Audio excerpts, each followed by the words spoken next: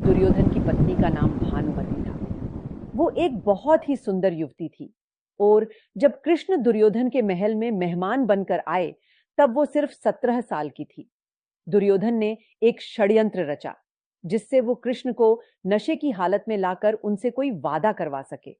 उसने कई प्रकार की खाने की व्यवस्था करी और ये खास ख्याल रखा कि खाने में खास खूब अच्छी मात्रा में शराब भी हो।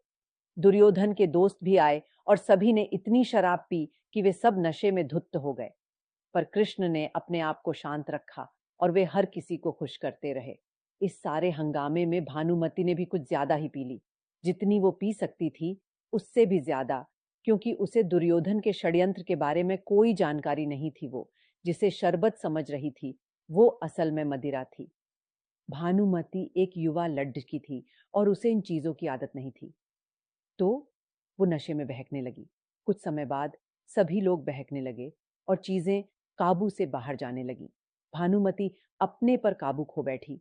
वो कृष्ण से लिपट गई और उनके लिए अपनी इच्छा प्रकट करने लगी। कृष्ण ने उसे किसी शिशु की तरह संभाला और वे समझ गए थे कि स्थिति खराब हो चुकी थी। वे समझ गए थे कि भानुमति अगर कुछ गलत कर बैठी तो बाद में संभाल नहीं पाएगी। हस्तिनापुर की रानी का गौरव कलंकित हो जाएगा।